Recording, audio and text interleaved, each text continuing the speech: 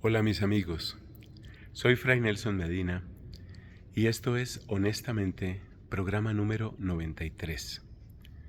Hoy vamos a hablar de confesionalidad. Confesional. ¿Qué significa esa palabra?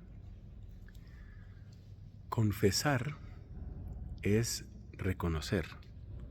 Por ejemplo, cuando nos confesamos, estamos reconociendo que nosotros somos pecadores.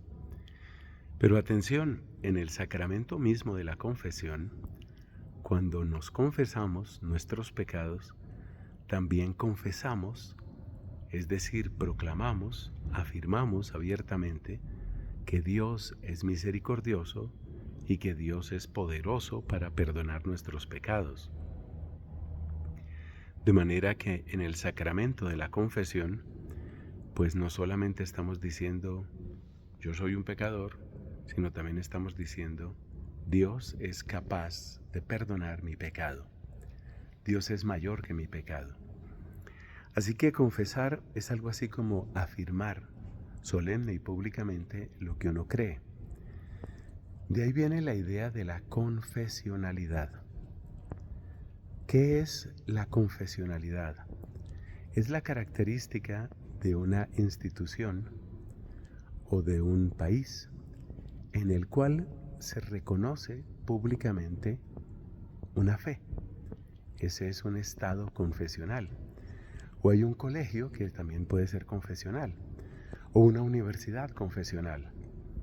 Así, por ejemplo, cuando una universidad se declara católica, pues se supone que las personas que van a estudiar ahí van a conocer en profundidad el pensamiento católico y van a poder conocer también en profundidad cuál es la relación de ese pensamiento con la sociedad en la que vivimos.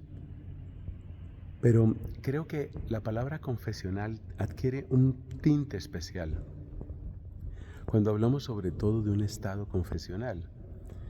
Así, por ejemplo, actualmente los estados islámicos, quiero decir, los países en donde hay una gran mayoría de musulmanes son confesionales. ¿Eso qué quiere decir? Pues que la religión que es admitida en ese lugar, que es promovida y que goza de un estatuto especial, es la religión musulmana. Esto ha sucedido en distintos lugares y de distintas maneras, es decir, regiones, países, imperios que se muestran confesionales. Así, por ejemplo, uno puede recordar cómo en algunas regiones del Asia Central, pues había países en donde era fundamental el budismo y eran estados confesionalmente budistas. Es decir, que ser budista tenía ciertas características, tenía ciertos derechos incluso, que no había para otras religiones. En una gran parte de la India, que actualmente es el país más poblado de la Tierra o está cerca de serlo, actualmente en la India hay una confesionalidad hindú.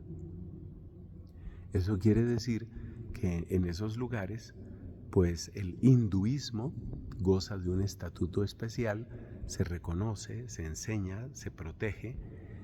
Y aquí es donde empiezan a complicarse las cosas, porque uno puede entender que un grupo de personas digan, nosotros somos católicos, por ejemplo, esta región, este país es católico, somos confesionalmente católicos, pero también puede suceder que uno diga, como aquí somos católicos, pues aquí vamos a prohibir que entren los musulmanes o que practiquen su religión los musulmanes.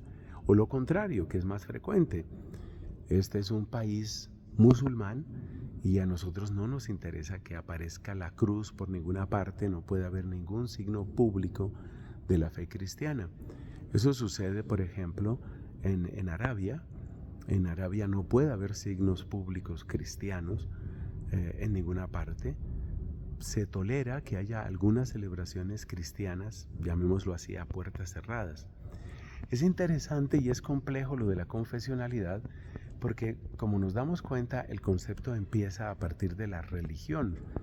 Pero sucede que no solamente hay una confesionalidad religiosa, sino que en algunos lugares se da una especie de confesionalidad atea. Por ejemplo, en Corea del Norte, si yo llego y digo soy hinduista, pues voy a tener un problema muy serio. Si yo llevo una Biblia, llego allá con mi Biblia a Corea del Norte, pues me la van a confiscar y voy a ser un personaje sospechoso. Yo no sé si me van a encarcelar. O sea que la confesionalidad en Corea del Norte es una confesionalidad atea. Y lo mismo sucede de un modo un poco más complejo, pero lo mismo sucede en buena parte de China continental. Alguien podría decir, no, oficialmente China respeta las religiones. Es cierto, respeta las religiones si las religiones de las que estamos hablando son las religiones aprobadas y reglamentadas por el gobierno chino. De otra manera, pues te vas a encontrar con serias dificultades e incluso con persecución.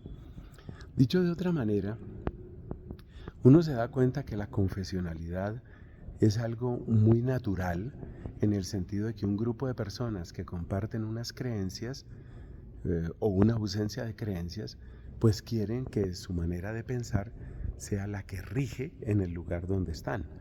Digamos que eso tiene una cierta lógica, pero hay algo que se llama libertad de conciencia. Y realmente el problema interesante, pero a la vez dramático, es cómo se puede compaginar la confesionalidad con la libertad de conciencia. Por ejemplo, ¿cómo se puede compaginar que queremos un país que sea católico? Muchos queremos un país que sea confesionalmente católico, pero a la vez no queremos oprimir ni perseguir a las personas que piensan distinto. Entonces, ¿cómo se compagina la libertad de conciencia, porque no vamos a violentar a nadie, por consiguiente también la libertad de expresión y la confesionalidad? Es aquí donde surgen preguntas bien difíciles, bien difíciles. Por ejemplo, en la época en que los cristianos eran mayoría aplastante, no solamente desde el punto de vista estadístico, sino que eran mayoría también en la presencia en el poder, por ejemplo, en el poder civil, en el poder monárquico. ¿Se respetaron siempre los derechos de las minorías? ¿Cómo se trataron a aquellas minorías que no eran cristianas, que no eran católicas? ¿Vamos a decir que se trató siempre con justicia a los que pensaban de otra manera? Por ejemplo, ¿cómo se trataba a veces a los judíos? ¿O cómo se trataba a los ateos o a los agnósticos? Es un tema difícil y lo mismo sucede de allá para acá. Por ejemplo, ¿cómo se trató a los católicos donde había una mayoría protestante? Yo viví unos años en Irlanda y recuerdo perfectamente las cicatrices que dejó la dominación protestante en la actual República de Irlanda. Era una cosa humillante y era una cosa que muchas veces solo puede llamarse persecución. Hay mártires de la persecución protestante contra los católicos allá en Irlanda.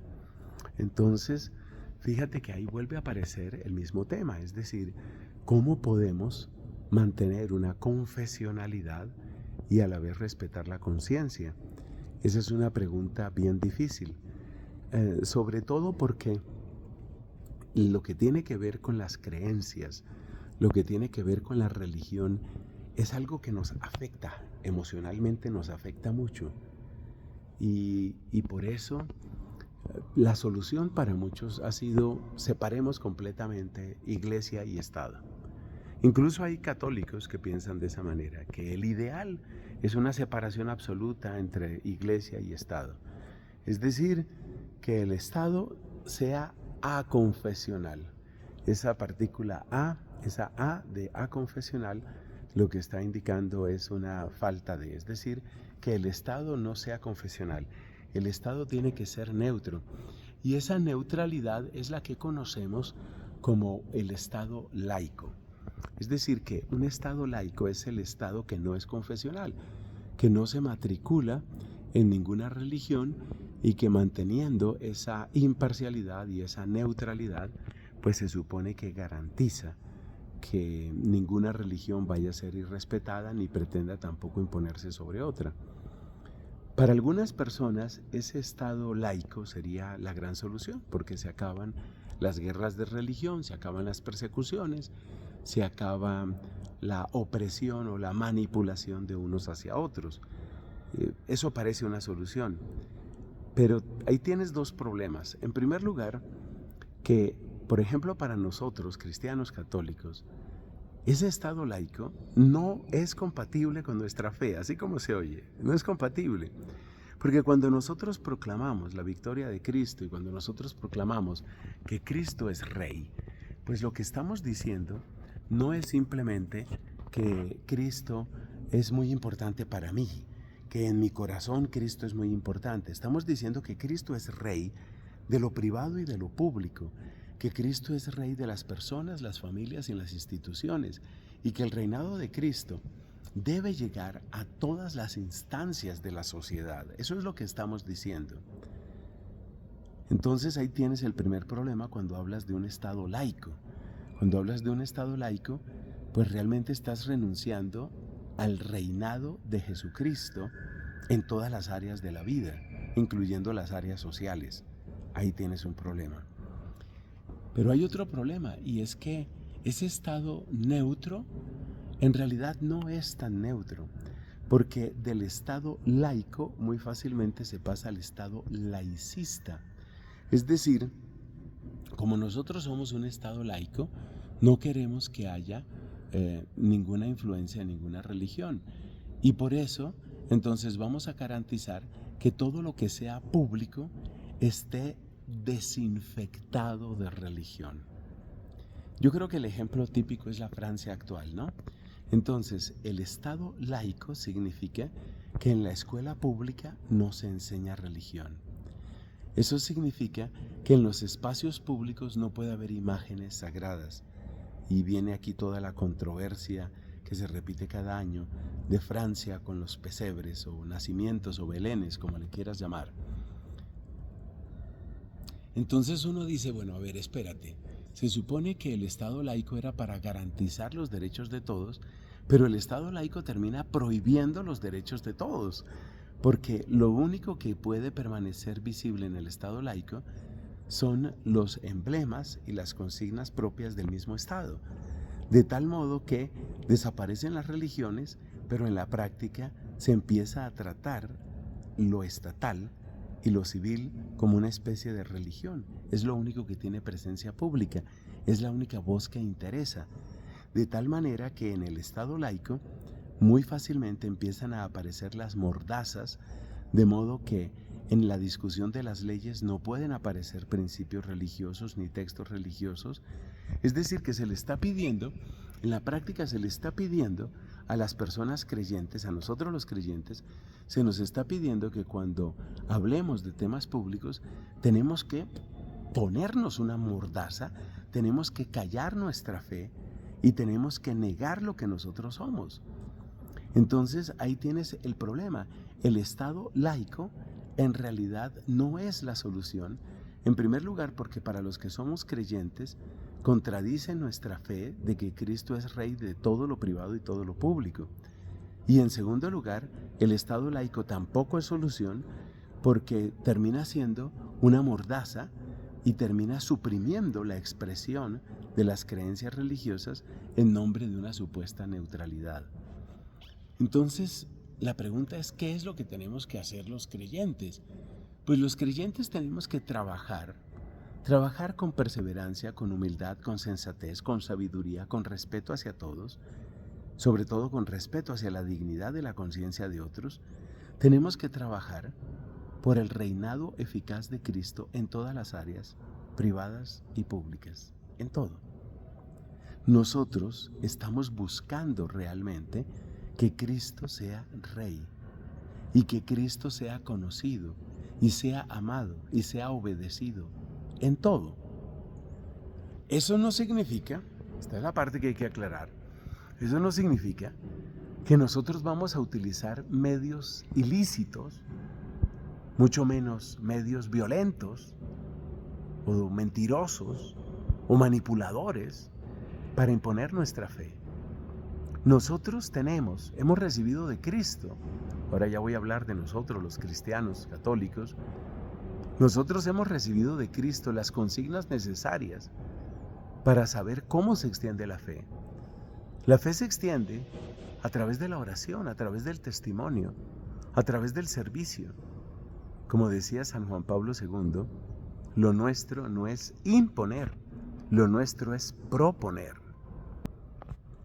De tal manera que nosotros no nos vamos a callar, nosotros no vamos a buscar un estado neutro ni un estado laical, vamos a buscar un estado confesional, pero un estado confesional que no oprima, un estado confesional que no imponga, un estado confesional que sepa respetar el proceso de la llegada y el crecimiento de la fe en todas las personas. Esa es la respuesta auténticamente católica para el tema de la confesionalidad. Lo nuestro, lo que a nosotros nos interesa, es por supuesto que Cristo esté reinando en todos los ámbitos de la vida. Por supuesto que eso es lo que nos interesa. Pero, al mismo tiempo, nos damos cuenta que eso que nosotros buscamos y eso que nosotros queremos, no lo vamos a buscar por medios ilícitos, no lo vamos a buscar irrespetando la conciencia de las personas, no lo vamos a buscar manipulando o imponiendo o torturando. Y si alguna vez sucedió, que indudablemente han sucedido cosas así en la historia de la Iglesia Católica, pues de eso nos vamos a corregir, de eso nos arrepentimos y nos corregimos, pero no vamos a dejar de luchar por la presencia de Cristo y para que Cristo sea conocido, sea amado y sea obedecido en todos los ámbitos de la sociedad. Un último punto que hay que tratar es cómo podemos obrar nosotros los católicos en un estado que no es confesional, siendo nosotros firmemente convencidos de nuestra fe. Es decir, por ejemplo, Colombia y la inmensa mayoría de los estados actualmente pues no son confesionales. Realmente no interesa la fe cristiana como elemento constitutivo del tejido estatal, del tejido civil, del tejido legislativo. Por supuesto que para nosotros, cristianos católicos, ese es un estado anormal de cosas, porque lo normal es que sea Cristo el Señor, el que esté presente, el que haga presencia y el que reine en todas las cosas. Eso es lo normal. Según eso, ¿cómo debemos vivir? Pues yo creo que hay 3 recomendaciones que son bien importantes y que tomamos simplemente de la enseñanza y de las palabras de santos y del magisterio de la Iglesia. Lo primero para tener en cuenta es que la fe es un don. Y si la fe es un don, un regalo que viene de Dios, no se puede imponer, pues ya lo dije antes. Lo que nosotros podemos hacer es ofrecer nuestra fe. Y la ofrecemos a título personal. La ofrecemos como algo que ha cambiado, embellecido, sanado, enriquecido nuestra vida. Esa es nuestra fe. Eso es lo que nosotros creemos, eso es lo que nosotros vivimos. Dicho de manera más corta, el primer elemento, indudablemente,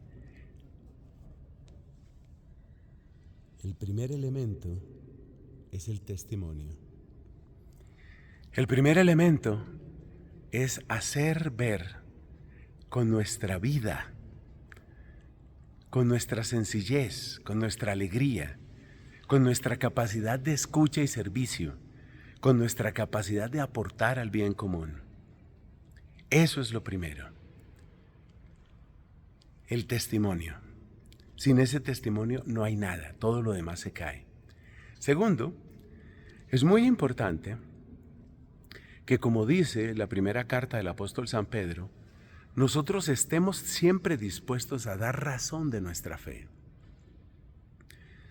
No tenemos que ser mucho menos si pertenecemos a instituciones públicas. No tenemos que ser gente que está dando sermones todo el tiempo. Recuerda, lo primero es el testimonio. Pero si alguien te pregunta, tú no tienes por qué esconder tu convicción. No tienes por qué esconder qué es lo que crees. Y tampoco estás obligado a esconder esa mano que tiendes a la persona que sufre, a la persona que tal vez está en crisis, a la persona que está pasando por un mal momento, esa persona que es tu compañero de trabajo. Ofrecer, el verbo clave es ofrecer. Lo importante es ofrecer, que tú ofrezcas. Mira, a mí me sirve esto. Y tú tienes cómo dar razón de tu fe. Por consiguiente, ese es, podríamos decir, el testimonio de palabra, pero es sobre todo la formación que tú tienes. Y hay algo muy importante que nos dice ya el apóstol San Pedro en el siglo I, y es que demos razón de nuestra fe en buena conciencia. En buena conciencia. Con mansedumbre. Sin arrogancia. Eso toca recordarlo, porque muchas veces el que ha estudiado un poco, el que ha conocido un poco su fe, muchas veces tiene la tentación de caer como en una arrogancia, situarse así en una postura altiva. No tomes ese camino, no tomemos ese camino. Que sepamos dar razón de nuestra fe. No nos callamos en lo que creemos y no nos callamos en lo que queremos, no nos callamos, pero lo ofrecemos con coherencia, con sencillez, de una manera comprensible, en buena conciencia, con mansedumbre. Entonces lo primero es dar testimonio, lo segundo es dar razón de nuestra fe, como ya se dijo, sencillez, de una manera comprensible. Para eso hay que estudiar. Para eso hay que estudiar mucho, para eso hay que conocer bastante bien nuestra fe y conocer bastante bien el mundo en el que vivimos. Hay que conocerlo muy bien.